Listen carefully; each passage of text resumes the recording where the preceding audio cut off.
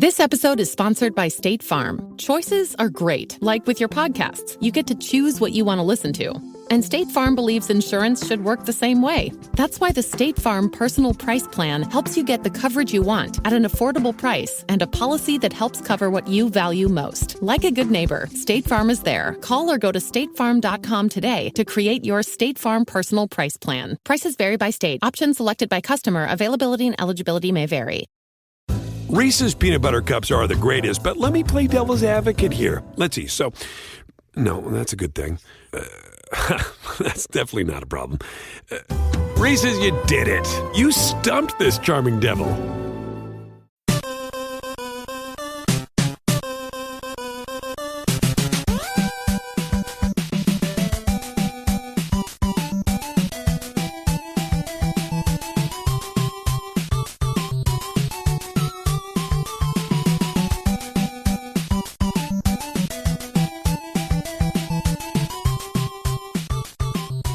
Welcome to the family here on Purple Mafia. I am your host, Paladino Joey, or Joey Awajan. Purple Mafia is available on the sportstuff.com, iTunes, Stitcher, and Double Twist. A pleasure to be back on board once again. We're going to do a free agency roundup, at least at this point. I think that things have slowed down enough that we'll come on the show and get her done here. We'll also do a bit of a draft preview. Should be a 3-segment show. We'll go free agency segment 1.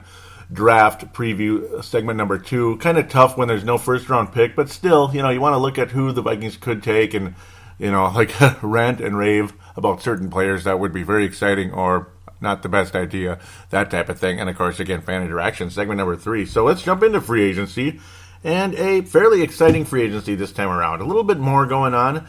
Doesn't give me the feeling like the Vikings are on their way to a 15-1 season just yet, but hey, well, you never know. Did you think the 98 Vikings are going to be 15-1? That's a good way to look at it, I suppose. Well, let's talk about the losses first, or should we start with the... let's go with the losses, unfortunately.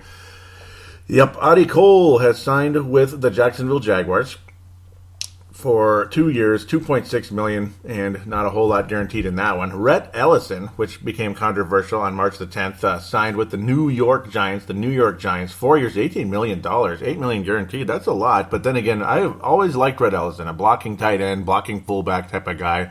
Always liked him. I see him as a significant loss, to be quite honest. His father, Ricky Ellison, former NFL player, kind of being a bit of a jackass, going on and on about the Vikings, saying that they have questionable leadership and such in the front office, players, all that. Well, you know what? I don't blame a guy for voicing his opinion and all that. It can be interesting. It can be fun. It certainly makes shows like this more interesting, or say live shows during the week, stuff like that. But I don't know.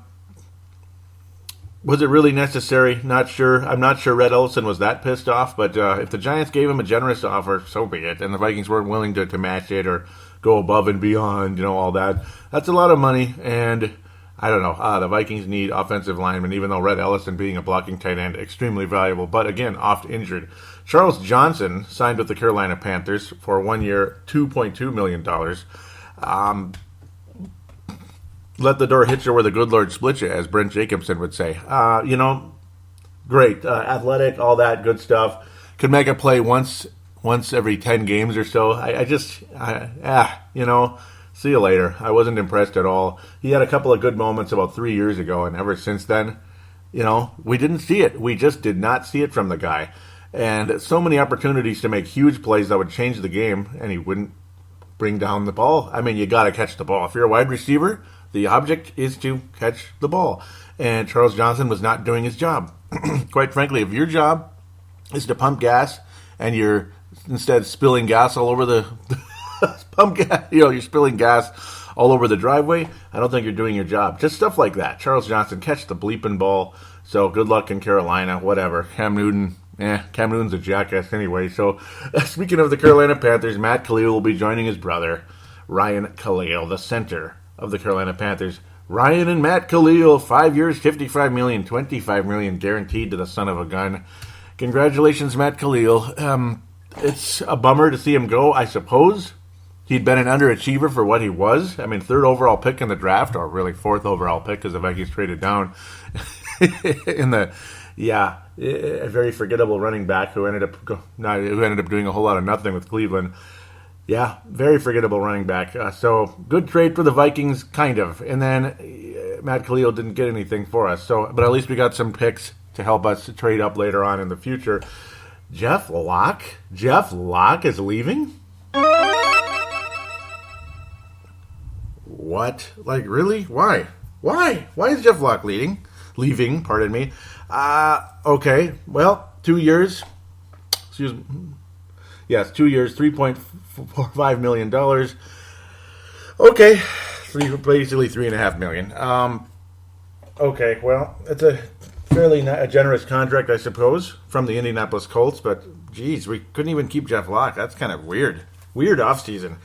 Yeah, Carolina Panthers are kind of having a good time too, aren't they? They're kind of, because they got a third guy. We'll talk about him in a second, but even Jeff Locke, man, what a bummer. I kind of liked him the last couple of years as well, this year especially. He finally started really showing some value. He started getting better. Last year, a lot of people ranted about him and mistakes and weak punts and this and that, but that's the end of Jeff Locke, I guess. But then again, punters are a dime a dozen. You can bring a guy in off the streets. I mean, nobody knew who Chris Cluey was when we got him, and he was a hell of a punter for a while.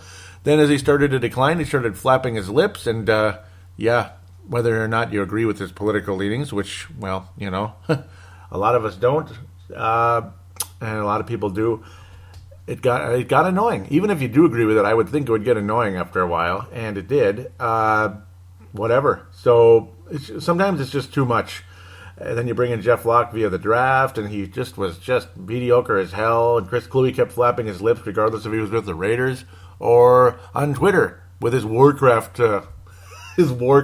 profile picture. We're happy for you there. Get a life, dude. Jeff Locke's gone. Point made. Captain Munnerlyn, Captain Morgan Munnerlyn, $21 million, $10.5 guaranteed, 4 years to the Carolina Panthers again. Going back home with the Panthers, Captain Munnerlyn. Ouch. I kind of liked Captain Munnerlyn. His first year was good, his second year not so much. Well, or is it vice versa? But really, underneath Mike Zimmer, for the most part, he was pretty solid. He'd have his good games, he'd have his moments.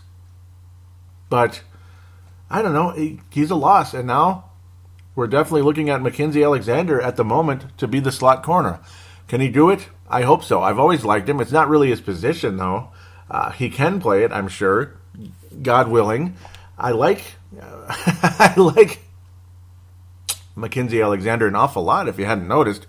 But then when he got to play in regular season games, I don't know, maybe I didn't like him as much. And it's kind of not the best thing you ever saw. Not the best thing you ever saw. It's his job for the moment. No free agent cornerback has been signed at this point. That's going to really turn any heads. We got the draft coming up, but then again, that's a guy who's got less experience than Mackenzie Alexander. And you're talking second round and beyond. Are you going to really take a cornerback with our second round pick? Or are you going to take Joe Mixon?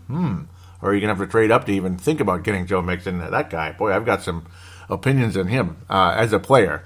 Off the field, well, just hope and pray for the best. But, there's things I'm seeing out of that guy. Whoa. But then again, do you want to go with the running back after you signed one, which we'll talk about in a second? Or do you want to get building on that freaking offensive line that's been a problem since 2009, pretty much? 10, at least? Come on now. But yes, the captain is gone, and that kind of sucks. I kind of like him, and he kind of liked us, and I don't know, I guess he likes Carolina too, because they offered him a beautiful contract, and he played there before, familiarity and all that. So what are you going to do, eh? What are you going to do? Pardon my Canadian accent there, which I'm not Canadian, but sometimes I throw it in, I suppose, for the hell of it. Cordero Patterson, we knew this was coming. Oaktown, Oakland, Las Vegas Raiders?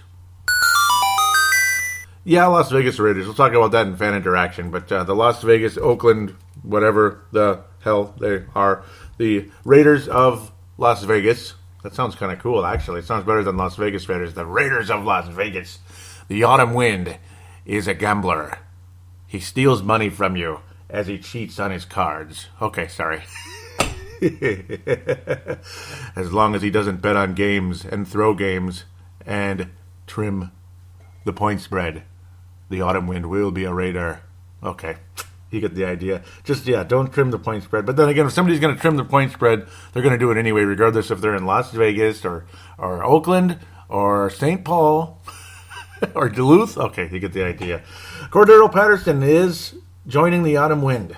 Damn. 2 years, $8.5 million, $5 million guaranteed. Fairly generous contract for a guy who did a whole lot of nothing with Minnesota. Showed flashes, and he was called the Flash, yes, but his hair was flashing around more than his game for the longest period of time. And fun season last year. Funny, though, when a guy steps up when it's his contract year. Warning, warning, warning, red triangle with the exclamation point in the middle, or is it yellow? But whatever it is, it can be both, I suppose. Warning, contract year. Remember contract years, what they do? They get you all excited. You send them to huge contracts. They come back the next year, and they suck. Okay, maybe not all the time, but a lot of times they kind of tend to do that. So, I don't know. Maybe they're not quite as good. We'll see if Cordero Patterson can continue to emerge, and he's got a quarterback who can throw the ball just a little bit as long as his ankle's mended and ready to go. And I'm not trying to make a pun there. God bless Mr. Carr there. We'll see what happens, though. Can Cordero Patterson get it done? We'll just have to wait and see. It's all on him. Derek Carr, of course. It's like I keep blanking. Derek. It's Derek. Derek's the much better one. David's the garbage with Houston. But we'll see what happens. Will he be an actual part of the offense? Will he just be a special teams superstar, whatever it is? And yes, he's always been good on special teams, but it was nice to see him actually be a little something on the offense. But it seems like he's more of the kind of guy using trick plays, like reverses and such and stuff like that, fakes and all that. He's not a guy you necessarily throw down the field to, but maybe Oakland will figure out a way to get that done. Just have to let that develop as it does. So let's get to guys that are getting re-signed, guys that didn't leave the Vikings. We'll start with the least interesting one, even though he's got some value. He was okay last year. He played some tackle, obviously right tackle, left tackle with the injuries and the poor play by C.J. Clemmings and the injuries to Khalil and Andre Smith and the retirement of Phil Odeholt and that was fun, wasn't it? Wasn't that a fun, summer and early fall? Wasn't that fun? Your offensive line was going down like flies. It was just a joke. But Jeremiah Sterles was okay. He represented. He started out all right, and he dropped off, and he was okay, and he dropped off, and he's just, I don't know. He is what he is. I don't know. You really want him starting? Maybe he has to. He can play tackle. He can play guard. We say that about every offensive lineman, it seems like, but certain guys are better at certain sides. Sterles was better at left tackle than C.J. Clemmings. Clemmings is all about right tackle, and that's about it. You put him at left tackle, it's like, well... Yeah, not a good plan. 1 year, $690,000 for Jeremiah Sterles. He is re-signed with the Minnesota Vikings, so good to have him back. Terrence Newman, the ageless Terrence Newman, the Methuselah of the Vikings, has been re-signed again. Another 1 year deal, $3.25 million and 1.5 guaranteed. Adam Thielen. Who's this Adam Thielen guy from Detroit Lakes? He's just some white guy. He can't catch. No, yes, he can. He's athletic. He can do anything. $11 million guaranteed, $17 million 3 years. Adam Thielen, re-signed with the Minnesota Vikings. Congratulations on the nice contract. And this is a guy who earned this money, earned this position with the Minnesota Vikings. He's the number 2 wide receiver on the team behind Stephon Diggs, and that's it. That's it. You go into this draft looking for a wide receiver. I think it's silly. You still have Laquan Treadwell, woohoo, and you hope for the best there. But I don't know. We'll worry about we'll worry about the draft. You get a wide receiver, you get it later. You don't go early. But again, I'm jumping in way too early at the moment. The free agent acquisition starting off the free agency period, March the 10th.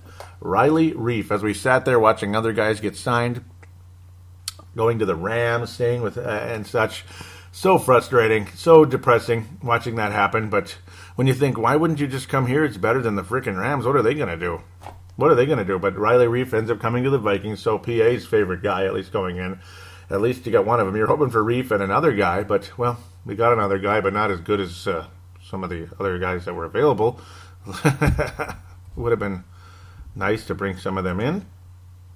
it's depressing seeing the guys like Whitworth go to Los Angeles. Kevin Zeitler go to Cleveland. I mean, really, Cleveland? Really? TJ Lang goes from Green Bay to Detroit. Isn't that great? So I guess he kind of replaces Riley Reiff. Oh, goody. Ricky Wagner also goes to Detroit. So now the Detroit offensive line, I guess, getting a little better, even though Riley Reiff is gone. And Reiff, we'll see. He's got something going on. He's all right. We'll hope he ends up being as good as some people are saying. But again, Russell Okung, huge one there as well. He's on his way out to the LA Chargers. I mean, what's up with this? I mean, I'm sure the Chargers, it's a nice place and everything. Nice to go to LA and everything, but none of these teams are good. I mean, really, so I guess everybody's going to LA that we wanted. Maybe those two teams will get better. I mean, Russell Okung, wouldn't that have been nice? Maybe Riley Reiff and Russell Okung, you look at that as well. The offensive line's in good hands. And maybe bring in a TJ Lang or something. Wouldn't that be really good? TJ Lang had TJ Lang, definitely a solid guy, oft injured, but still solid. Andrew Whitworth aging, but offensive linemen hang around for many years as long as they don't get hurt all the time. So, yeah, that's kind of where we're standing with that. But again, Riley Reiff, pretty big contract.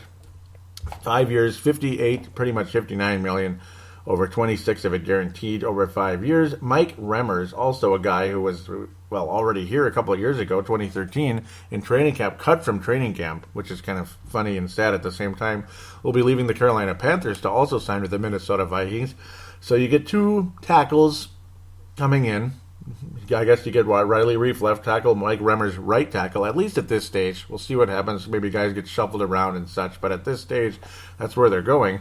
$30 million, 10.5 guaranteed, 5 years for Mike Remmers, who was adequate with Carolina. A lot of people not too impressed with this signing, but again, is he better than what we had last year? Yes. Is Riley Reiff better than what we had last year?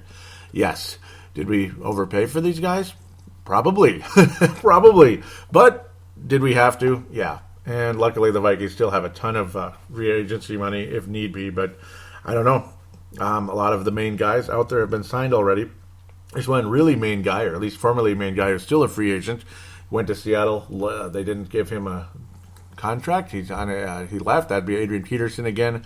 He's been visiting other teams, hoping for this, hoping for that. They end up bringing in other players. Now the New England Patriots visited them. He left, but that doesn't mean it's over. But maybe he's looking for too much money, too much snaps, or all the above. Probably all the above. But Adrian Peterson, we'll see what happens. Will he wind up with the New England Patriots? Possibly. It would be a very New England Patriots type of move. Bring in an aging guy who's had talent.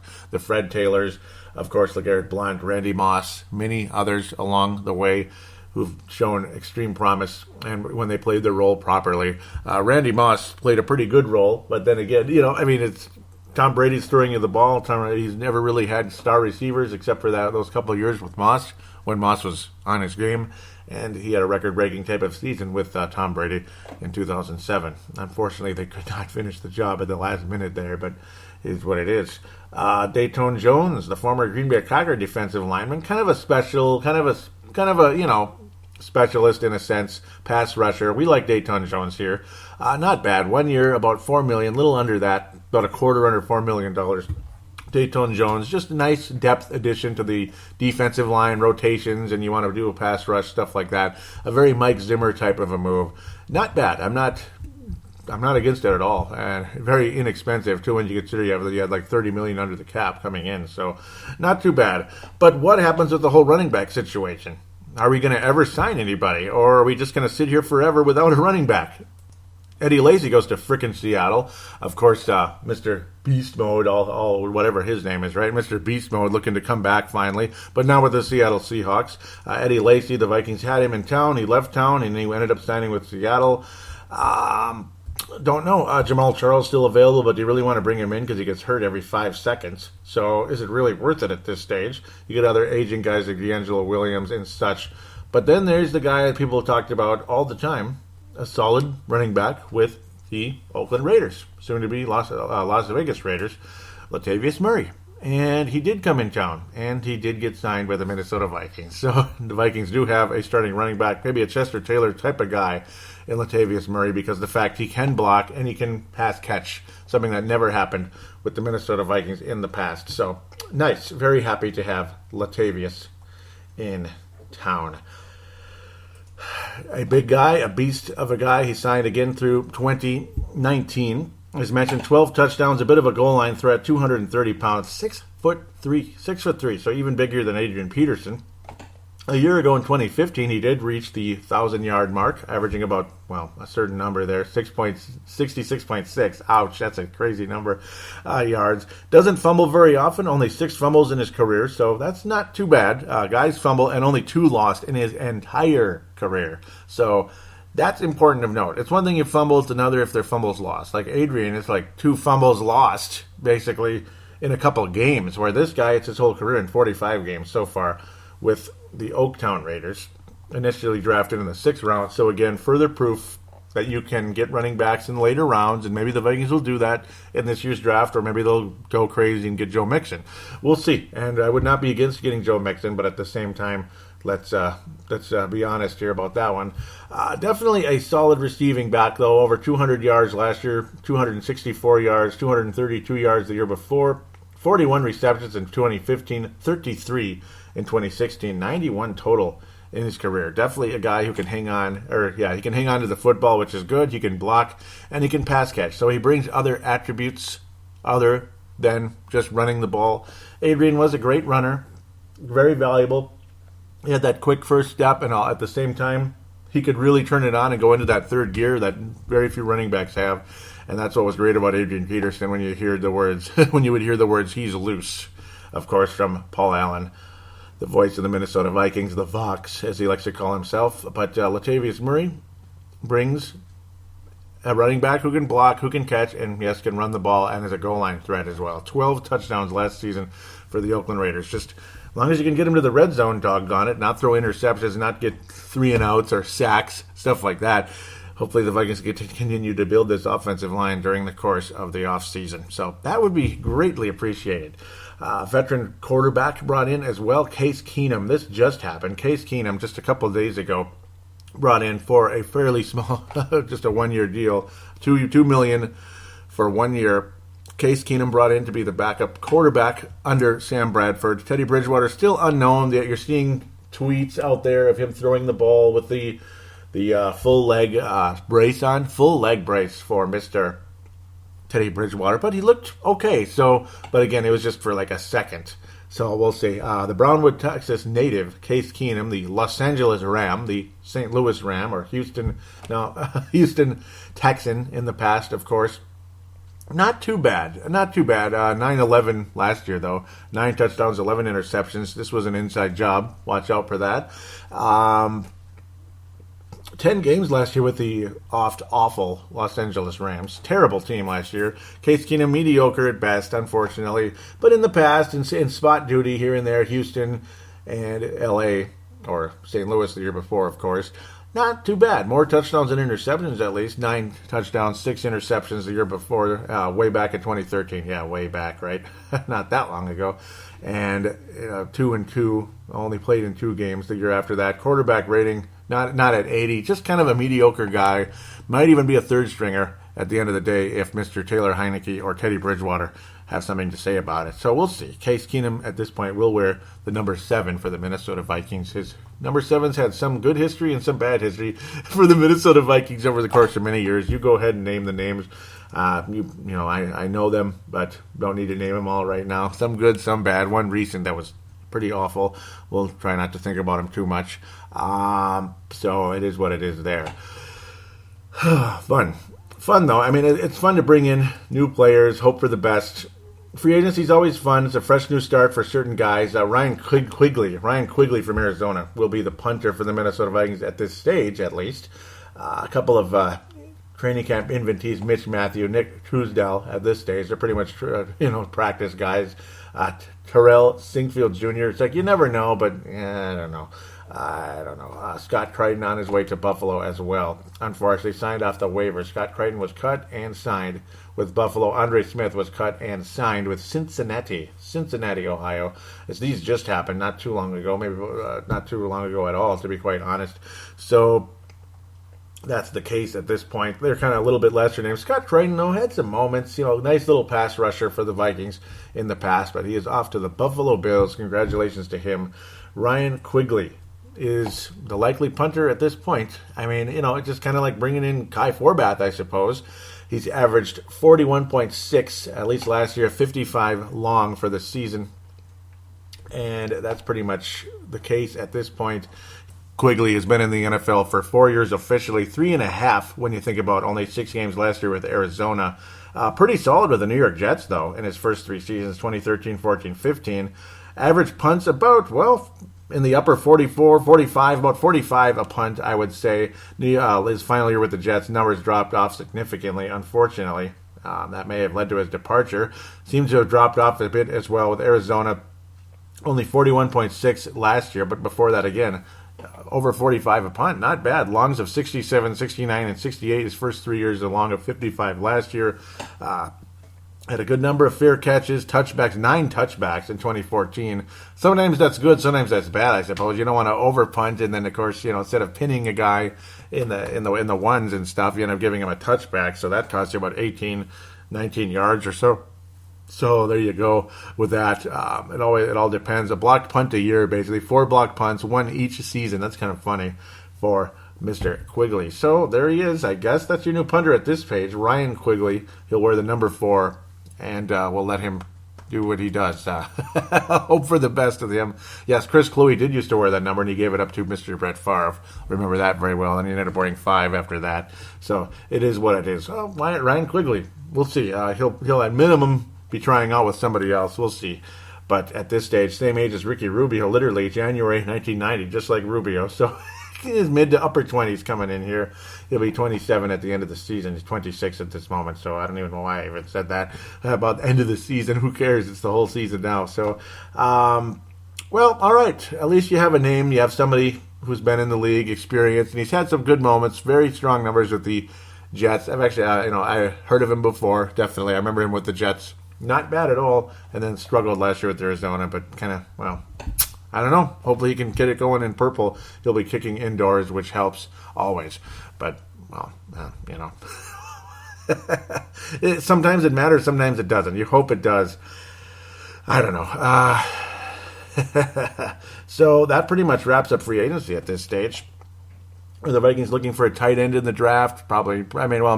Maybe not. You still have Michael Pruitt to go along with Kyle Rudolph. I wouldn't make tight end a priority, but you never know. They'll probably take one somewhere, 5th, 6th, 7th round. You never know. There's always special teams, running backs, wide receivers, linebackers, stuff like that. I expect the Vikings to take a linebacker somewhere in the draft, maybe earlier at this stage, but looking at a possible running back and Joe Mixon, possibly an offensive lineman or whoever. We'll see what happens with that. Will the Vikings wind up with Brian Hill at some point from Wyoming? That's another running back in the later rounds. Maybe a bigger guy. Of course, guys like Fournette certainly out of our reach, so we won't even get in that. But man, that guy is a beast, though. I've never seen anybody that big move that quickly. He is going to be a stud in this league, and whoever gets him is going to be very, very, very happy. Whoever gets Joe Mixon is going to be very happy as well. Let's talk about him after this.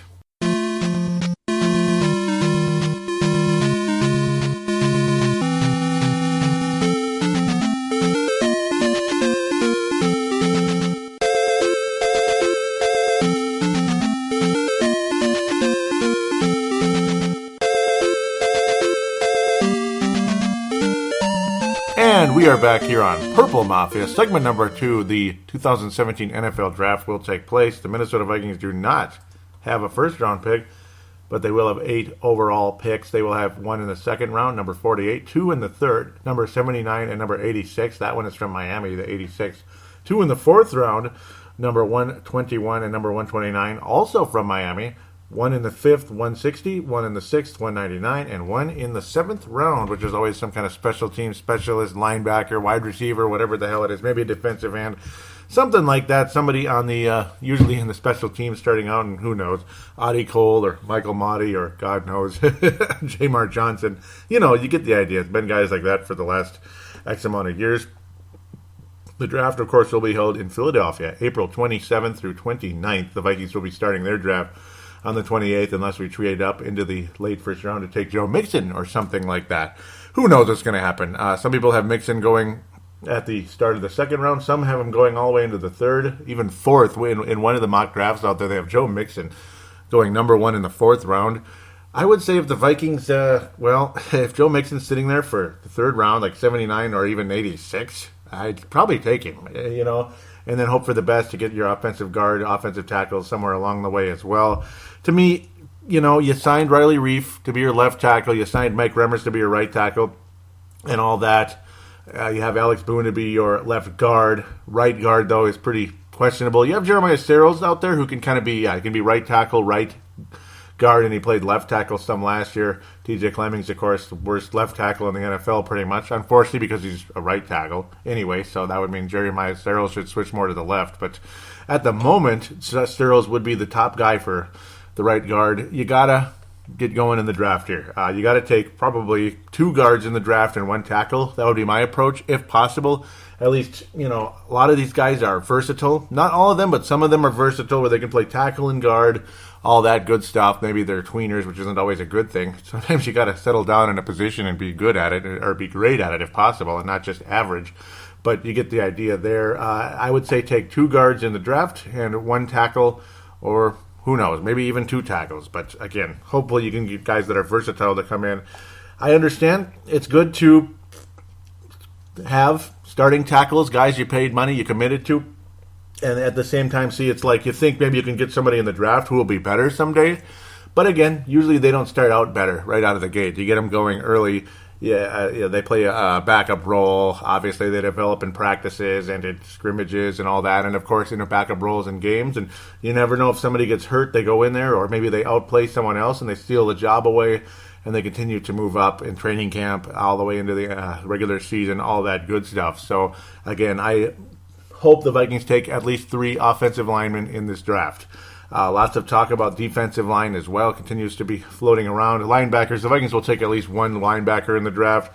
Maybe 1 wide receiver. There's one guy that I like you could take maybe in the 5th round if he's still there.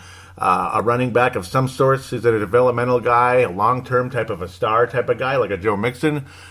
Interesting specialist type of guy. And others like TJ Logan. Brian Hill is a guy I like an awful lot. We'll talk about them in a second, though. I do expect the Vikings to take at least 1 running back in this draft, at least 1 linebacker. So that's 2 positions. 1 wide receiver probably somewhere, but I pray to God not early. I'm talking 5th, 6th, 7th, Stephon Diggs level, Stephon Diggs range, because there's Stephon Diggs type of guys out there. Not obviously the same type of player, but you get the idea. A later round wide receiver that will be a very productive player, maybe even a starting wide receiver, or at least a number 3 guy at the bare minimum. You have 2 main wide receivers already in Stephon Diggs and Adam Thielen. Jarius Wright is still a valuable slot receiver. And then you have Laquan Treadwell. You hope to get something going there. After that, sure. There's open spots to take 1 wide receiver in this draft and hope he's a guy that can stick around and be something other than just special teams or whatever. Or just a guy who's, hopefully in their situational trick play, whatever it is. So that's pretty much where we stand with that. Let's talk about running backs a little bit here. Because, offensive linemen, you can only talk so much about them. Running backs are more interesting to talk about. And we will get to the offensive line after that. But let's start off with running back. Obviously, Adrian Peterson, he has visited the Patriots. He'll be visiting the Saints as well. So we'll see what happens. It's up to you how you feel about that. Joe Mixon, Oklahoma. Really, at the end of the day, if he can keep his head on straight, he might be the best running back in this draft. I'm saying that in all sincerity. You got Fournette and Cook, who are, slotted ahead of him overall. Fournette can go all the way from 5th to 20th in the draft. You never know. Just an absolute power animal out of LSU. Just a powerhouse. He's got Eddie Lacy's body, but speed. That it's just I don't know exactly who to compare him to. Just crazy jet speed. He's going to be a force in this league, but the only thing is he's a 2-down kind of guy. He's Adrian Peterson again in that sense, though a very different, different player. Not very different, but just that bull going forward, and he is so quick and so good at it. So Fournette could be a great player in this league, but Joe Mixon, I think, has the tools to be a great player if he can keep his head on straight, his nose clean, all that. His overall running game, again, the 2-down situations, we'll say, is extremely similar to Adrian Peterson. The power, the well-timed shifts, the explosiveness, and he has that 3rd gear. He's remarkably similar to Adrian Peterson. I swear he modeled a part of his game after him. But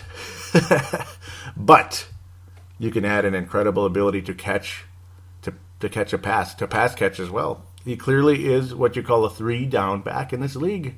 He can convert huge plays downfield. He can make big catches down the field, open things up.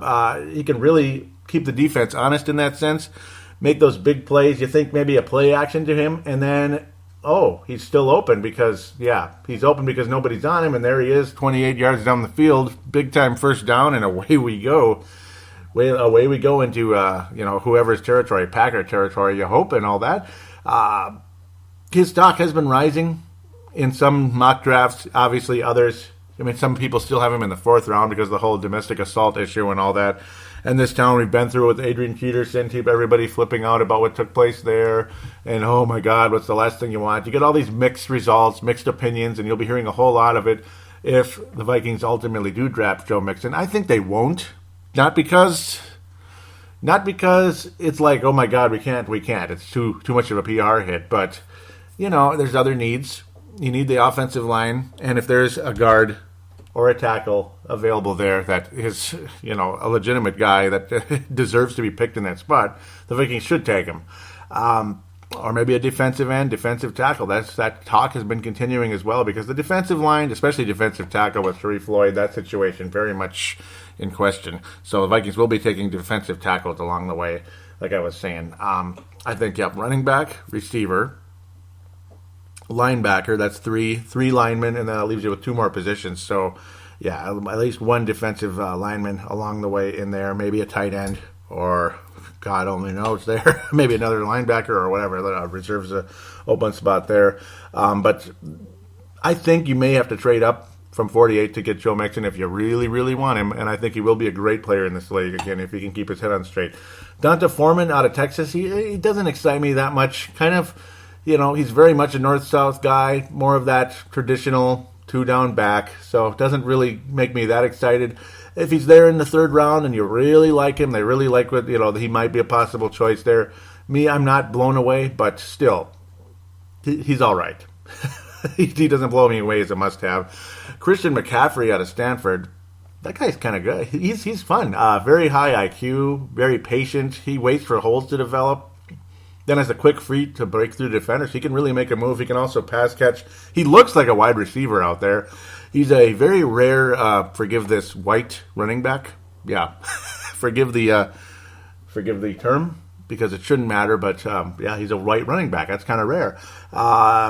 Very high IQ. I really like his patience, the way he times his moves, times his bursts. And he's also very fast. Again, fast like a wide receiver. Definitely a make-or-break type of guy, though. He could be either a star or a bust in this league, ultimately.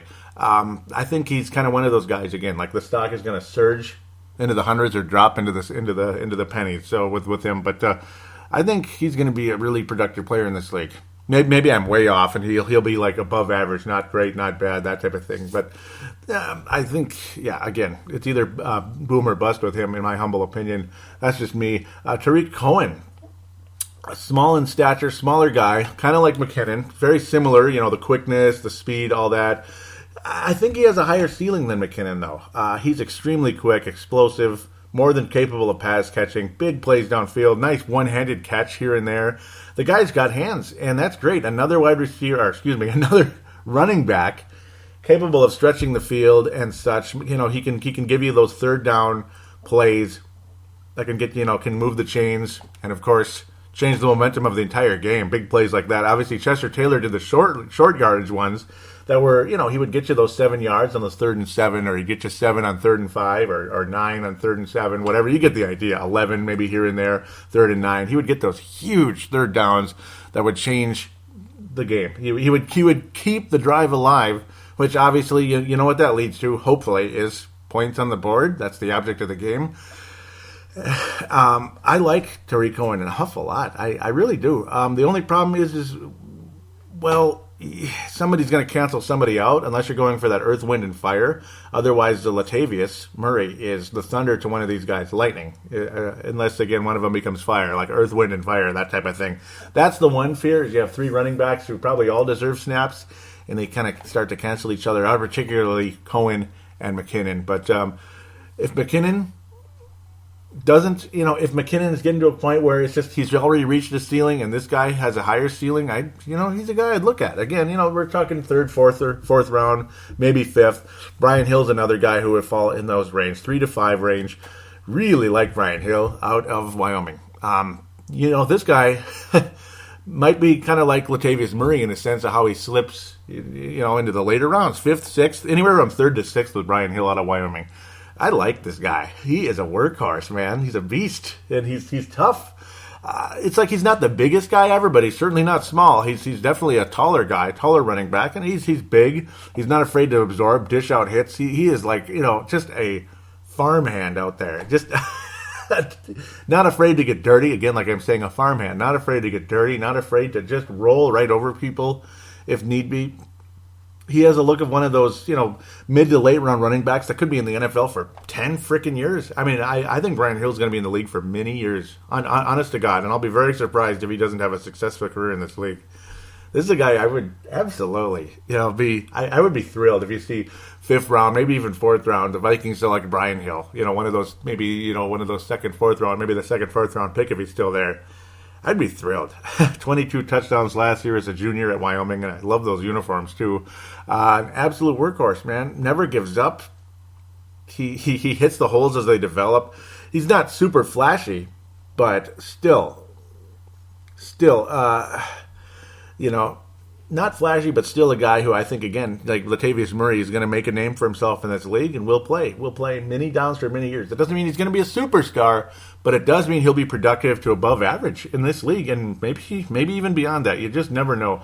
Again, not a superstar, but he'll probably be very good, like a very solid running back that people will love to have on this roster or somewhere else, ultimately, because there's 31 other teams in the NFL. Like Cohen, though, also in a lesser conference. Wyoming and where Torrey Cohen played as well in the North Carolina area. Not so much. So TJ Logan is actually from the North Carolina Tar Heels. Fun guy. I like him. He's extremely fast. More than capable of becoming a special team star, if not a successful running back in the NFL. This might be your Cordero Patterson replacement. Maybe.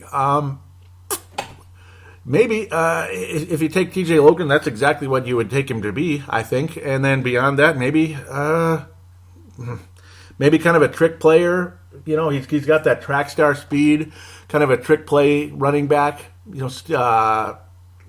Special sets, all that. Situational running back. Definitely a third down guy in a situation. Maybe it's 3rd and 11, something like that. 3rd and semi-long. You get it to him, and he breaks through a couple of people, and maybe he gets his 15, 16 yards and gives you something there. Extremely nice hands. He can really catch the ball, which is great. And again, you're going to need that as a kick returner as well. Shiftiness, quick, track star speed, at least can be a 3rd down. Yep, ultimately running back. He's likely not a workload running back, though. Like, you're not going to see him in the first 2 downs. So, again, he'll go anywhere from 3rd to 5th, maybe 6th round, but will be a valuable guy in this league, in my humble opinion. I like TJ Logan. Fun. He would be a fun pick, but again, not franchise changing in terms of like your star running back of the future. But again, special teams, if you need a special teams ace, TJ Logan could be your guy, in my humble opinion. Offensive line, Tyler Moton. I keep thinking he's going to wind up here. Somehow I have a feeling that PJ Flex guy will row the boat into Winter Park. I got that feeling. He'll be taken in the 3rd or 4th round. Tyler Moton is a guy I think the Vikings, that could be the tackle the Vikings get in El Drafto, in my humble opinion. Pardon the goofball phrase there. Tyler Moton, though, again, just kind of solid, nothing spectacular. He's actually a guard, pardon me. He's an offensive guard, but can play both, just like everybody else. 6'5", so he's a pretty big dude. He can play both. You're going to be able to say this about anybody. I'd love the guy out of Wisconsin, Ramsek. Obviously, Forrest Lamp is the cream of the crop. And he's a guy whose stock rose during the course of the season. Western Kentucky's got another guy that I like a lot, the wide receiver. We'll be talking about him in a minute. But Forrest Lamp, I mean, boy, there was a time when you thought maybe he would slip down and we'd get him because he wasn't rated as high, but his stock has exploded and doesn't look like he'll be coming to the Vikings. Cam Robinson, some people have him dropping into the early 2nd round. Maybe you trade up and get him. Cam Robinson, Alabama. There was a time he was looked on as about as good as you're going to get at offensive tackle. And, of course, Ramsek out of Wisconsin. Those are the 2 top tackles. Would be amazing if the Vikings can get him. A lot of people like Ethan Postich out of LSU. He could be your center of the future. Would not be a bad pick. You're talking, again, with some with Postich, you're looking maybe second, third round. You might end up having to take him with that 48th pick, possibly. Other people have Deion Dawkins out of Temple. He would be a wonderful replacement. He would be a wonderful fill-in at guard. Dan Feeney out of Indiana. A lot of mock drafts have the Vikings taking him 48th overall. I wouldn't complain either. Again, there's not a whole lot to say about offensive line. You're not going to sit and watch video all day about offensive linemen, I suppose. But Cam Robinson, obviously, so valuable for Alabama. They did not win the national championship, but they were right there, just a play away pretty much from just a batted down pass away. Cam Robinson, very valuable left tackle for the Alabama Crimson Tide. Almost won the national championship again, but didn't get it this time. Cam Robinson, I'd be jumping for joy if the Vikings got him. Obviously a guy who's won in the past and has been in an extremely successful program in a very competitive conference, and obviously won big bowl games in the past as well. The Final Four of the NFL, which now exists, which is pretty cool. NFL of college football. We've even heard Dorian Johnson out of Pittsburgh, another possibility at guard. Just please, 2 or 3 of these guys. Isaac Asiata is another one down in Utah. He could go not third. He's probably looking more as a 4th to 6th rounder. I'd love to bring him in. People like him a lot. He's might be one of those underrated guards that could have a future in this league.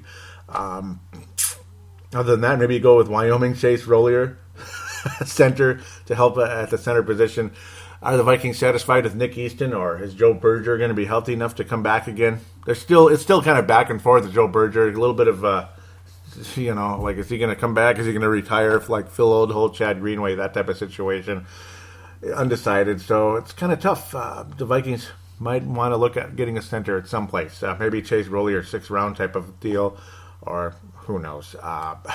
John Toth is another one out of Kentucky.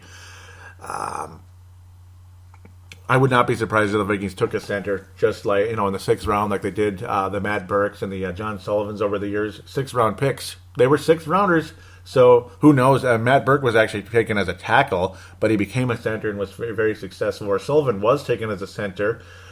Didn't play much the first year, a little bit here and there, because Matt Burke would get hurt here and there, because all the time seemed like the poor guy with groin injuries and such. And then, boom, he's gone to Baltimore and he's the starter. 2nd-year guy. Holy smokes. With Brett Favre as the quarterback. Whoa, okay. And then he had a pretty good career until his back went out on him, and now he's with the Washington Redskins, and he's doing okay. So, don't be surprised to see the Vikings take a center along the way. That might be, instead of one of the guard positions, maybe a center, tackle, and guard, like all 3.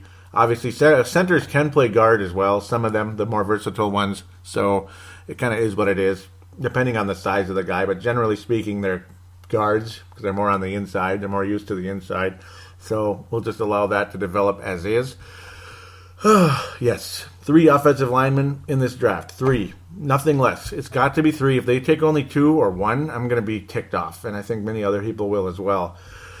Taywan Taylor out of Western Kentucky. I'm not going to focus majorly on wide receivers here because I don't want the Vikings to take more than one wide receiver, and I don't want to take anybody high. The Vikings have not been successful taking a wide receiver high in the first round other than Randy Moss. And that's because he was a superstar who dropped to 21. So many others have completely busted out on us. I mean, I don't even want to think about some of them. So many. Even the big free agent ones, you bring them in and it's like, oh, that's all he does. That's it, huh? Huh. Greg Jennings, he was okay here and there, but overall, not really. Bernard Berrien, huge disappointment. Dwayne Bates, well, he wasn't really ranked real high. But Derek Alexander, another one the Vikings brought in, big name wide receiver, and he screwed. He just sucked. He was a huge disappointment. Of course, Laquan Treadwell hasn't done jack squat so far. And why am I blanking on the guy the Vikings took in 2005? It's like I tried to forget him, obviously. Troy Williamson, just a disaster. Of course, Erasmus James wasn't much of a help either, 2005 first-round pick. I remember every time the Vikings had 2 first-round picks, at least one of them would be a massive bust, like 1999. Okay, Culpepper was all right, but then you had that frickin' Demetrius Underwood. Like, good Lord. Back-to-back times you bring in a defensive end late in that first round, and they just crap all over you. Okay, wasn't, but when you have two back-to-back times when the Vikings had 2 first-round picks, they crapped all over themselves. Now it's Riley Floyd, of course, with the nerve issue. That's frustrating. We'll be talking about that in the fan interaction segment to get to hear your response to that. But no, I really like Taywan Taylor. That's an interesting name. Taywan Taylor. He's, is he 5'11"? Is he 6 foot? He's just a tiny bit over 200 pounds. Western Kentucky, kind of lanky, thin wide receiver who, I like him a lot. He just gets open and he makes plays. He's got, he could be one of those guys, again, 4th, 5th round. You might, and of course, I keep talking about 4th, 5th round all the time, but guys can go anywhere, obviously. But it seems like that's where you can nail sometimes. You can really nail somebody sometimes. Get a really good player, like a skill guy, rather than say, like, just take a random linebacker like Nate Triplett, who did nothing, didn't even make it out of training camp, out of Minnesota Gophers. Yeah, but didn't even make it out of training camp. Your 5th round pick, you end up cutting him. You had Willie Beavers. I keep calling him Billy Weavers, but that's really all he is to me. In the 4th round last year, instead of taking a guy who's a complete bust, obviously, and I know you're trying to get an offensive lineman, but that one was a complete bust. I mean, there's got to be better ones out there. That's the crappy part. It's like you want to throw darts at the screen, but that's why you take 3 of them, not just one, So it's like you contradict yourself a little bit with that, but at the same time, I mean, if there's a skill guy in the 5th round, rather than taking him early, like 2nd, 1st round, Taywan Taylor, a guy, take a Taywan Taylor rather than some of these other guys higher up, ranked higher, who knows what they're going to do. I think Taylor could be another one of those mid to late round wide receivers that'll be very productive in this league, like Stephon Diggs was. Different player, definitely a different player, more of a true wideout, I think, though he is capable of everything. He is a everything kind of wide receiver. He can go deep. He can beat his man. He often had to slow down to catch up, to let the pass catch up to him. Really love the guy's speed. Love his ability to break through cornerbacks. He'll get through jams.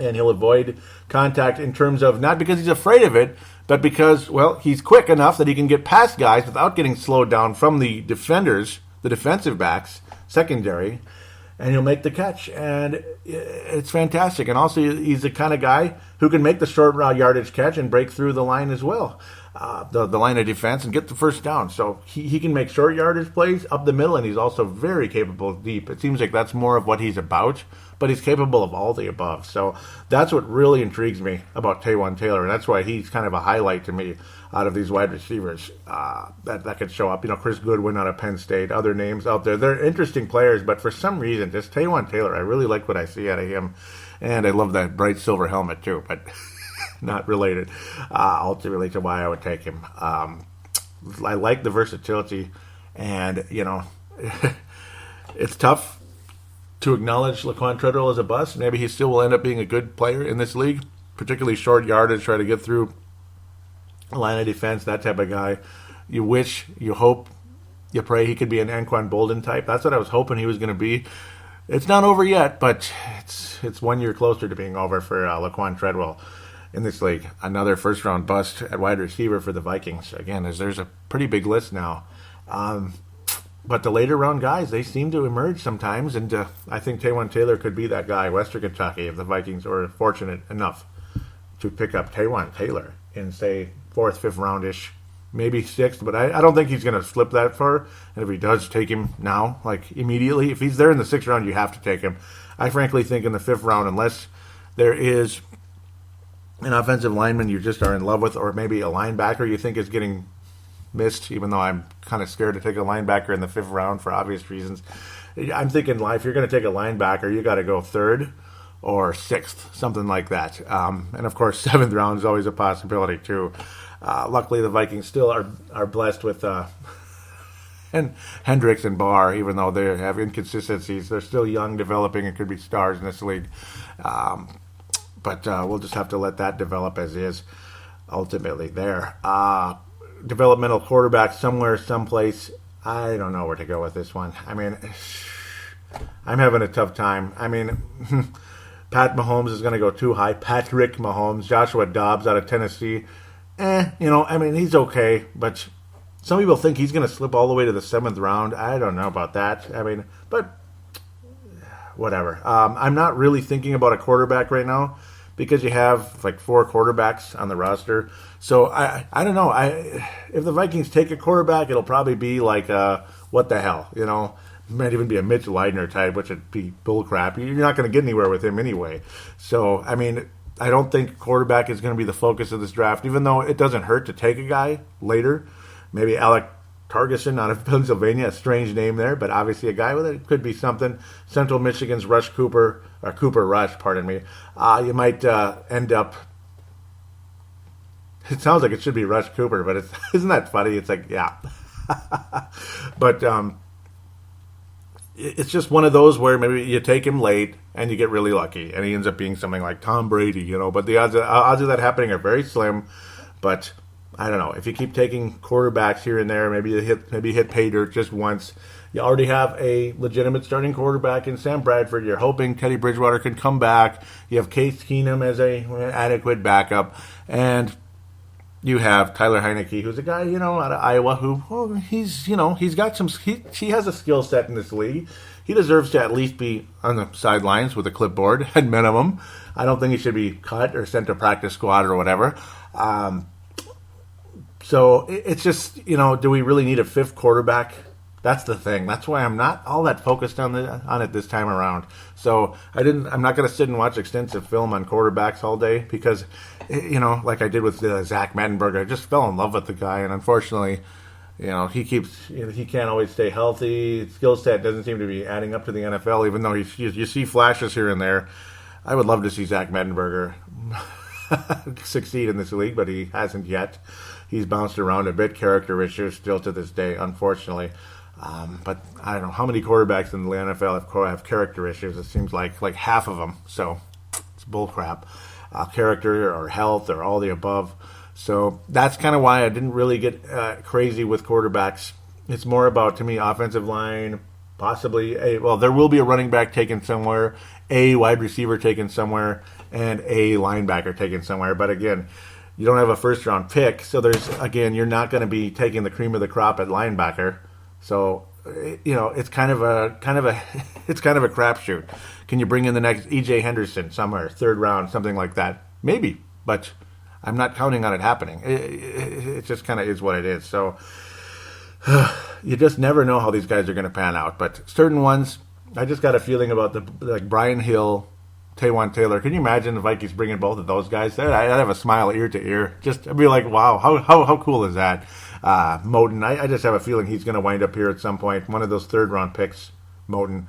Number 2, I would not be surprised if it went to Feeney right now out of Indiana. That's kind of who I think will be there. And obviously, if he's available, the Vikings would take him, in my humble opinion. Isaac Asiata is another one. Again, I would not be surprised if the Vikings took 5th, 6th round, something like that. Again, that's possibly one of the guards. But, Taywan Taylor, ear-to-ear smile if the Vikings bring him in. So that's kind of where I stand at this stage. I just bring in, one more wide receiver, bring in as many offensive linemen as you can, and hope one or two of them stick and end up being pretty good, and go from there. Just pray to God it's not more Willie Beavers type guys that barely make the roster or don't make it at all. Sickening. Absolutely. So with that, we will take a quick break and jump into fan interaction.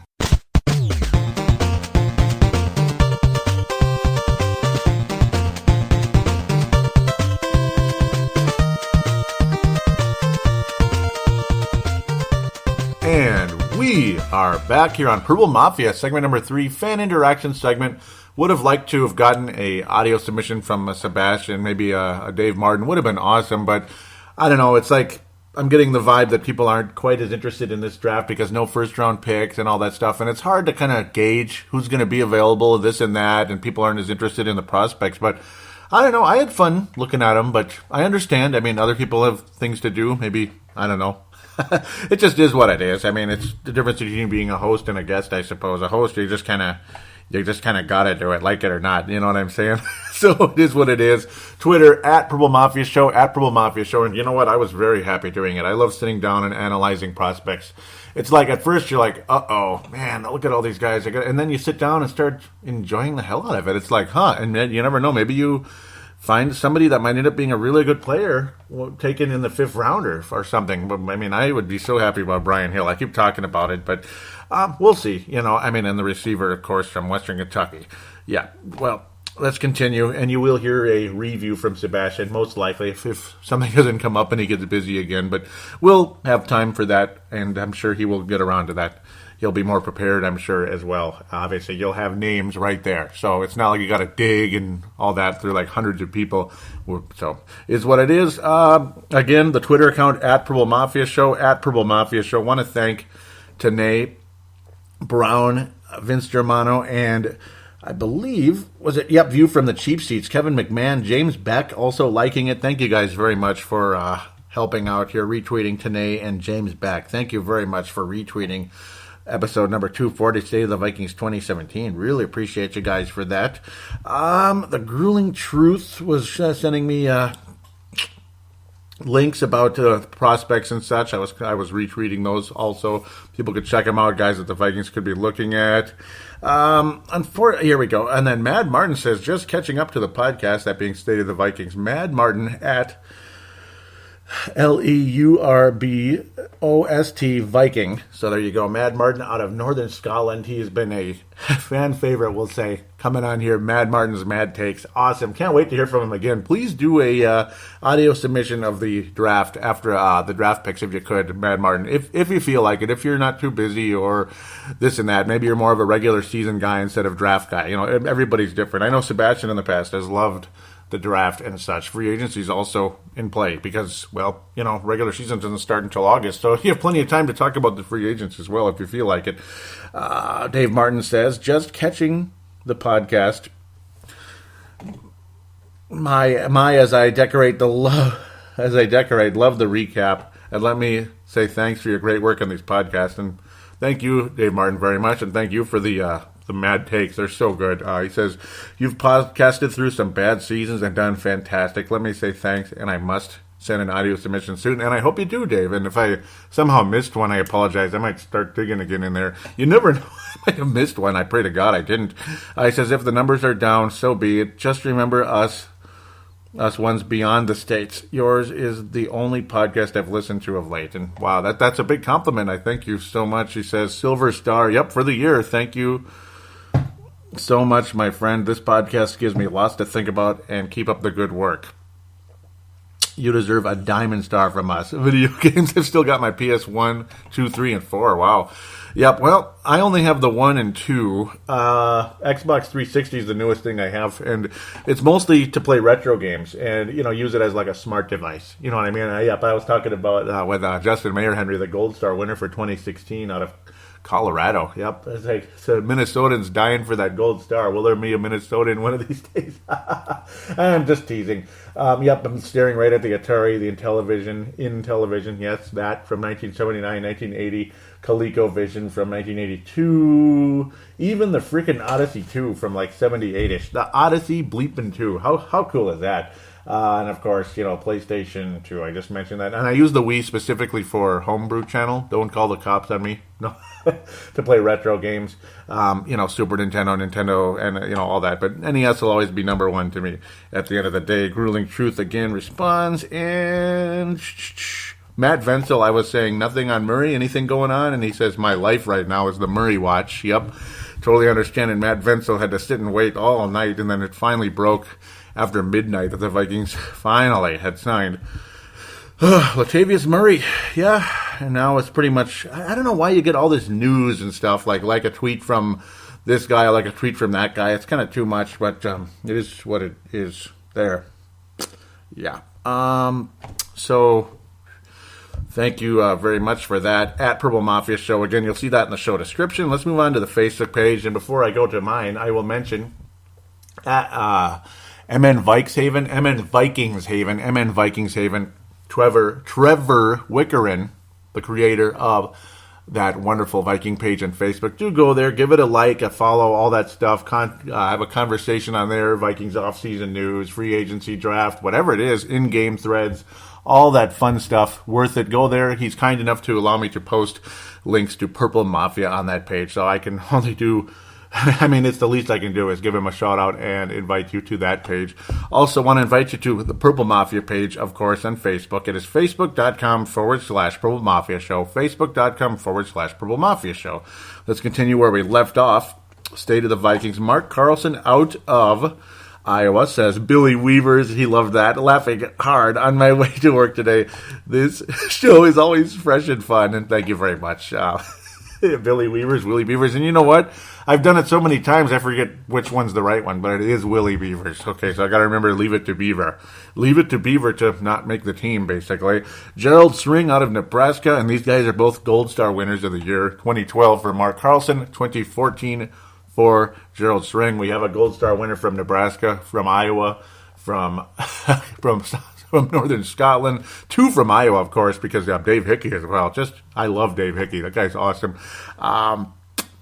2016, yep, and of course Colorado. Yep, so we'll continue. Gerald String says, thanks for the great show. Another fantastic job. Also, thanks for the shared Bronze Star, a complete honor with 2 class acts, Mark Carlson, yep, and Tony Coleman out of South Dakota. Love the show and can't wait for your free agent evaluation, which is going on right now. I hope you enjoyed that. He says, Vikes making some waves already. Will be interesting to hear your thoughts. Thanks for all the hard work and time you put in. Much appreciated. And thank you very much. And you make it very much worth it. It doesn't feel like hard work when I hear such kind words from you. It means an awful lot. It really does.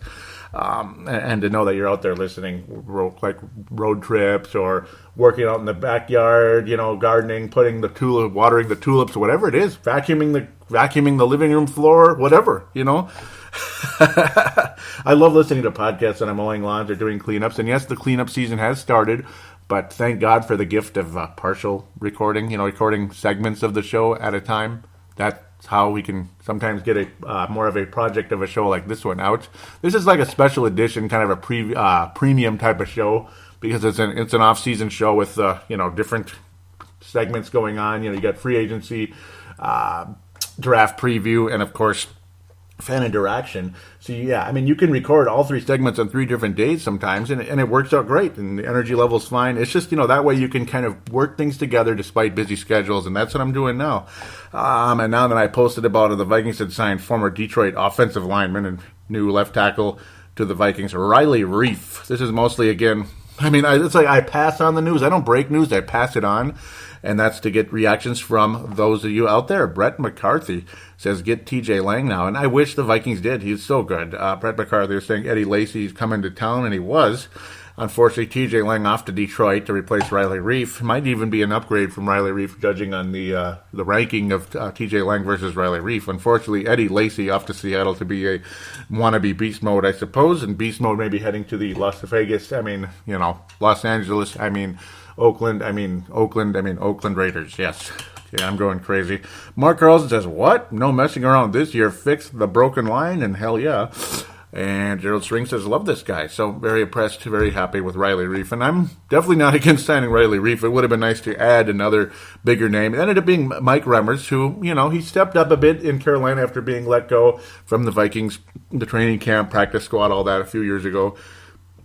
Brett McCarthy says, how is he? And I was basically like, so-so. I mean, he's not a star, but he's an upgrade from pretty much the situation the Vikings were in last year. I mean, you're talking third-string type of guys here. You're never going to win a Super Bowl with third-string linemen.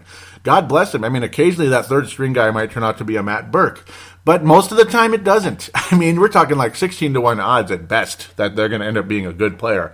And unfortunately, you got the other 15 out of the 16 in those categories. Jeremiah Searles, he's adequate. He might be more of a backup than a third stringer, where TJ Clemming is, you know what I mean? Yeah, leave that alone. Another 4th round POS. And, it's like you hope you can get something good out of the 4th round, but I don't know. Hopefully the Vikings can do it this time, but it's been a swing and a miss. And John Gordon would say it better than anybody else. It's a swing and a miss on the breaking ball. Yep, it was a breaking ball. Here it comes. See, it's coming right at you. You're going to crush that thing in the upper deck. It broke. It went straight down. You swung and missed because the ball is no longer there where you were swinging. It went down, it dipped, and you struck out, you son of a gun, and that's pretty much what happened. Brett McCarthy says, better Better than what we had, exactly. Better than what we had last year. I'm okay with it. Lang next, and I wish. But agreed on better than what we had.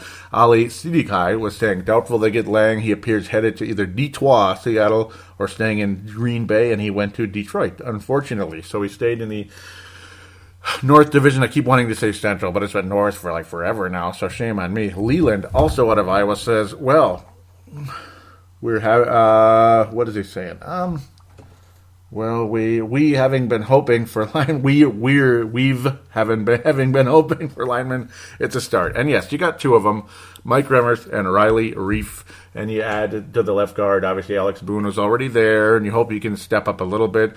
And then again, Raiders signed Cordero Patterson, yet another player gone, but this one doesn't surprise me, and it really didn't. I was saying it's okay. Is it just me, or does Zimmer suddenly seem really unpopular? Brett McCarthy once again. Brett McCarthy out of South Dakota, and was also a star winner this year. He was a silver star. Yeah, silver star, Brett McCarthy, because so active and so, involved with this show. And I want to thank you again. Can't thank you enough, Brett McCarthy again. Leland also. I don't know why I've not been clicking like. I apologize, Leland. Also, I gotta love Leland too. Brett McCarthy says he was a good luck returner, or does he mean kick returner, and that's it? Good kick returner, and that's it. He could not run a pass at all after being here for 4 years. And yeah, I mean, it's just he had a couple of moments in his rookie year and an occasional once in a while last year, a little trick play like reverses and such. And I think you can get that from Mr. Logan, TJ Logan out of North Carolina. I mean, I would not be disappointed if TJ Logan wound up on the Vikings, even if it meant you already had a Brian Hill or a Joe Mixon or whatever. There's your special teams guy, your special teams ace. I think Logan would be a great one, but watch someone else take him. We'll just have to wait and see on that one. We'll talk about that on the next show. We'll find out. Indeed, Mark Carlson says Zimmer is holding the line. 4 years is well long enough. He is a talented player, but is no wideout. Step up and perform, or pack up and be gone, and that's what happened. Leland says he started out okay, but this year wasn't great. Don't let the stadium door hit you in the ass. Woo-wee! And that is the out. That's a strikeout for Mr. Cordero Patterson. And then I mentioned Lacey signed the one-year deal in Seattle. Oh, goody. And I was saying I would gladly take Murray at that stage. Justin Mayor Henry says, as soon as this happened, I imagine Peterson going to Green Bay. Yuck. Mark Carlson liked that, and Leland says agreed. Mark Carlson liked it, laughing there. Latavious Murray expected to sign with the Vikings. This was from Raiders Wire, and it ended up being correct. And Brett McCarthy simply saying, really? And yeah, really. Vikings signed Dayton Jones. Again, these are articles that I posted links to. Comments from Brett McCarthy. I like it. Is he any good? And yeah, he's all right. Leland didn't like it for some reason. He says, well, he is a backfield, not lighting my fire. And yeah, I mean, you know how Zimmer likes to do rotations to keep guys fresh and keep the pass rush coming, and this is what Dayton Jones is. So I'm not against it. I mean, just because he wore a Green Bay jersey doesn't mean I hate him. So I was mentioning the Vikings have agreed to terms with veteran Terrence Newman. Brett McCarthy says, any word on Murray or Cooks? And I was saying it was dragging along. And Mark Carlson says he's no Antoine Winfield, but he's pretty good. And yeah, he was very solid. And I was mentioning how the Vikings had agreed to a 3-year deal with Adam Thielen. The thoughts, response here, everybody's happy here, very happy. Brett McCarthy says yes. Justin Mayer Henry says nice. Tony Coleman says good. We need that, dude. Josh Mayer Henry says very happy to see this. Patrick Grant says well deserved. He and Bradford got into a rhythm last season. Mark Carlson says that is good news. That is good news. Ali Sidikai says great move. Can't wait to see him in digs this year. Both keep improving. Matt Voldness, hey, welcome aboard. I remember Matt Voldness from the Timberwolves pages over there, Flips Army and stuff. So cool to see Matt Voldness involved. He says, do not let Adam go. We need him. And that's exactly what happened. And Leland says, best news of the season so far. And yeah, everybody loves Adam Thielen and Detroit Lakes. We really are loyal to our Minnesota guys, aren't we? We really are, aren't we? Man, if only I felt such love too, but around here. But sometimes I do, sometimes I don't. And you know what? From those of you out there that listen to the show, I do feel it, but generally speaking, not all the time. I was saying how the Vikings had officially signed Latavious Murray in the middle of the night. Brett McCarthy says yes. Cook, and Cook left, unfortunately. Leland says, might be a good replacement. It will give a different look in the backfield, and indeed, a little bit of thunder to go along with the Lightning. Mr. Jarek McKinnon, and don't be surprised to see Matthew Ostiata take his side of Earth, Wind, and Fire elsewhere, unfortunately. And this was a very cool conversation. It's Vikings.com and Mike Wabshaw, and they call him Wab Schmidt on KFVN. Just a joke, like he's the Carl Gerb-Schmidt of the Vikings and all that. Whatever. A very nice video. Really like Latavious Murry, a humble individual who just, he just gets it, and he appreciates the league, and he appreciates the game of football. He's not a guy who's out there fluttering his hair like frickin' Cordero Patterson, just trying to look pretty for the camera. The object of the game is to catch the ball, to maybe go forward, rather than fluttering your hair and smiling for the camera and doing dances in the end zone. I'm happy that you scored a touchdown, but if your whole goal is to just dance around in the end zone and push teammates away while they try to celebrate, you're kind of and I'm not saying that Mr. Cordero did that, but other guys have. Like, hey, don't interrupt my moment. You know what? Screw you. This is the team's moment. It says Vikings 7-0, not Cordero Patterson 7-0, or not, Richard Sherman, 7-0 after your pick 6. You know what? Screw people like that. It says Seattle. It says Minnesota. It says Oakland. It says Las Vegas. Okay, I've got to stop doing that. I keep pushing this whole Las Vegas thing. I'm glad Las Vegas is getting some teams, that's all. And plus, I always say if I ever moved out of state, it would be Nevada.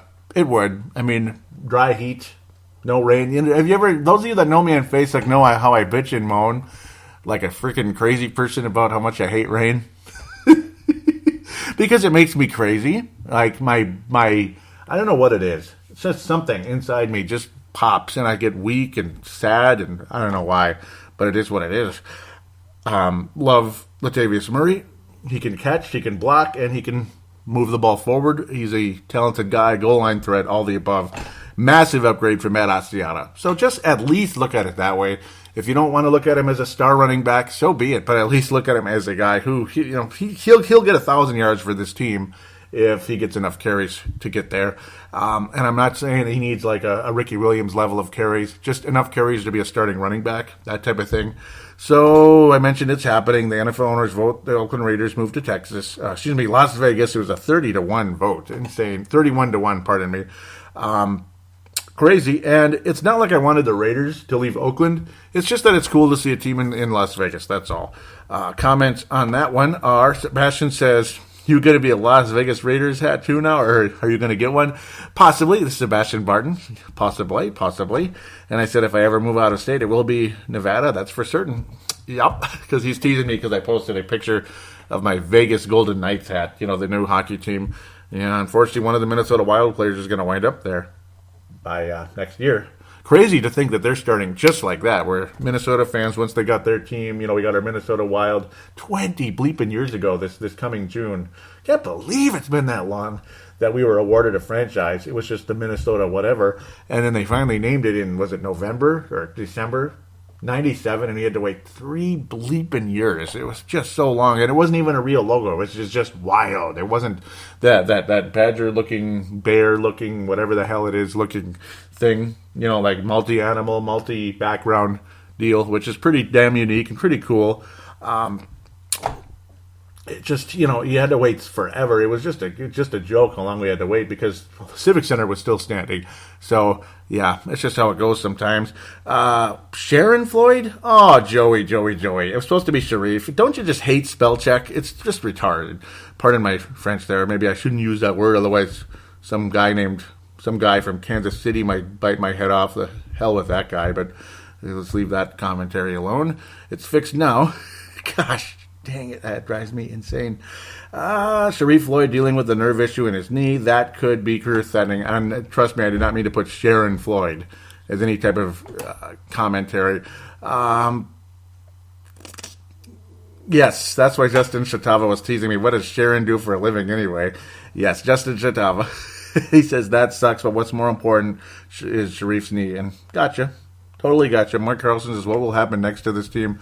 It's like a never-ending saga of disasters, big and small. Snowstorm, roof caves in, Teddy goes down in practice, AP out with legal issues, and then injured again. Coach has eye surgery, and on, dear Lord. Yeah, absolutely. Insane. The Vikings signed former Rams quarterback Case Keenum to $2 million contract. There's your backup, ladies and gentlemen. At least one of them, anyway. Yankee says $2 million to warm benches.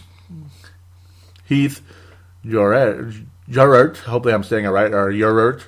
It says people pay good money to sit in the nosebleed seats in cold stadiums at NFL games. He gets to watch them in a warm stadium from the sideline and gets $2 million for it. Is this country great or what?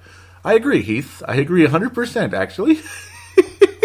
You know what, though? I mean, it's the fact that people pay a lot of money that money's available, I suppose. But I don't know. I mean, Case Keenum was all right, with the Rams. Turnover issues, though, kind of scare the crap out of me. I think we've had enough of the turnovers in this town, Like Adrian. Yeah. Mark Carlson says, I look forward to hearing more about it, and I hope he is a fit with the team and coaches. Thanks for the update, Mr. Palladino, and you're welcome, Mr. Mark Carlson. And I was saying how the show is going to be recorded, and it's already partially recorded, this and that, so now we'll get to visitor posts as we roll through this fairly soon. Yep. Ali Sidikai basically mostly posting articles, and they're great. I encourage you to continue to check out Pro Football Spot with Ali Sidikai, writes for the Vikings on there. Very much worth it indeed. What was... Jeff Froyland saying Riley Reiff, better than Matt, as in Matt Khalil. And Ali Sidikai says, certainly less injury prone, that's for sure. Yeah, I agree. And he says, I like him more. He may play left tackle too. He's better on that side. On the right. On that side, on the right. So, I don't know. I mean, it depends. You have some things, you have some reports saying that Remmers is the left tackle and others saying that Reiff is the left tackle. I got to think Reiff is the left tackle. He's definitely the better tackle at this stage. And yes, thank you again, Ali Sidikai, for all the posts and such. Always awesome. And do check out that page without a doubt. What was this? Chad Greenway announcing retirement. Yep. And let's see if there's any others. Brent Jacobson out of the Lakeville area says, I'm wondering if the Vikes would have any interest in Darrelle Revis, and that would have been cool. He says, I am not sure how much he has left. If he could play the slot or how much money he'd demand, having somebody with his pedigree wouldn't hurt the development of guys like Mackenzie Alexander, Trey Waynes, et al., in my opinion. And I agree completely. I apologize I didn't conversate. I wish somebody else did too, but I apologize for that. It's just... I don't know. I mean, I guess the Vikings just did not head in that direction. But I suppose a cornerback will be taken somewhere in the draft. Probably one. But again, a veteran would be nice. I guess it's just keeping Terrence Newman at this stage. And Xavier Rhodes is slowly becoming a veteran. He's not really a major one yet. Brent Jacobson also posting a mock draft for the Vikings along the way. Interesting to think that Cam Robinson. Can you imagine Cam Robinson being there in the second round? I would be so freaking happy. Ethan Pulisic also listed as center but can play guard. Yep, in the third round. Marcus Williams, a safety.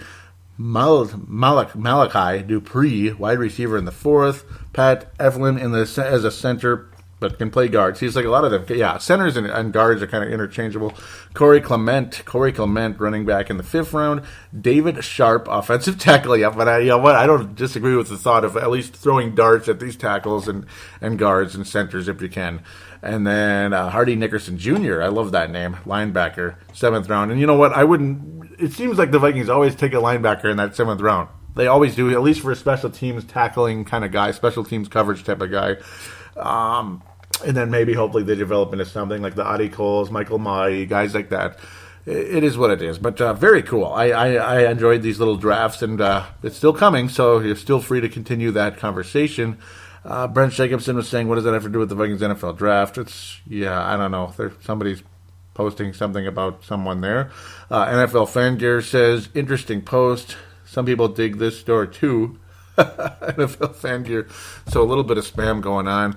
I'm not too big of a hater, though, at this stage, unless it's, I don't know, some of that stuff I wouldn't want posted. But continued conversation here and such. Ali Sidikai continuing to post, including the the Vikings signing Case Keenum. Always do check out Ollie's work.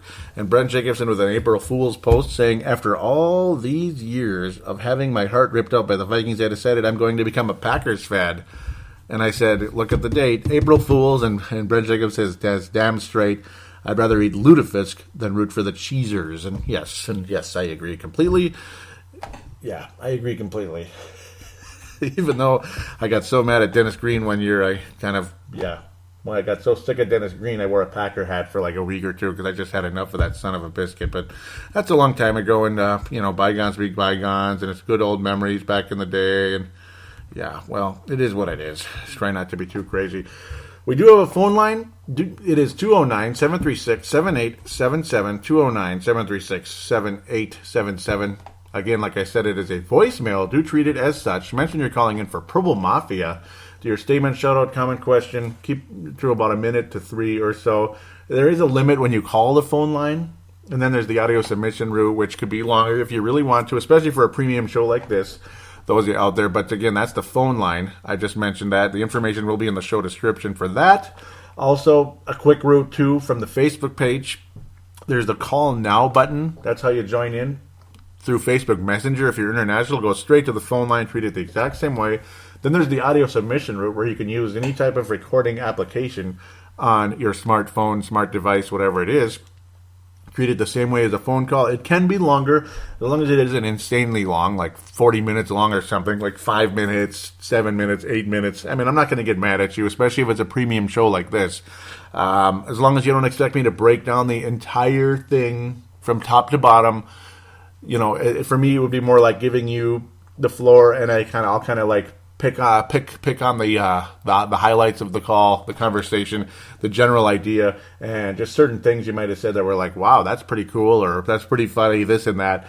Email it to paladinolive@yahoo.com, paladinolive@yahoo.com. Again, in the show description for copy and paste. That way you can get going quicker if you really want to, this and that. And for spelling issues, and the phone line will be right there rather than you having to just listen to me and dial it. So it's all there for you. Much appreciated. Want to thank you guys very much for listening. Want to thank you for retweeting the show. Those of you, the Vince Germanos, the Tanae Browns, Kevin McMahon out there from the Cheap Seats podcast. That's also Minnesota Vikings show, and why not check it out? Yes, Kevin McMahon. I believe he listens to this show off and on. He's from Wisconsin. I've known him for many years now, at least since 2009-10. It's been a long time. He started off with a Facebook page. Next thing you know, there's a podcast a few years later. So pretty cool, Kevin McMahon. Good guy out there from Wisconsin. Thanks again. Continue to tell your friends about the show if you could. I hope you guys enjoyed the review and such, the free agency. Hope you're happy with some of the signings. At least there's a direction, somewhat, somehow, some way here. And with you bring in a running back to replace Adrian Peterson for now, and you look to address the offensive line, and you continue to hopefully address it more long term in the draft and such. We'll just have to wait and see what happens. It's going to be fun to look forward to. Again, I'll have a show after the draft. This will be the last show until about May, probably early May, draft review and such, or early to mid-May, depending on how crazy the schedule gets. But I don't know. Luckily, me and my brother are getting a tiny bit more help this year from his youngsters, so helping us out a bit. It just, it helps a little bit, takes a little... It gives us a little bit of slack, a little bit of freedom, having some helping hands out there. So it's not too crazy as we get older and older. So it just kind of is what it is. Just again, thank you for your loyalty and the positivity, the kind words all of you do bring to this show each and every time I'm able to record it. I guess that's it. Enough of my rambling. We will talk to you in about a month.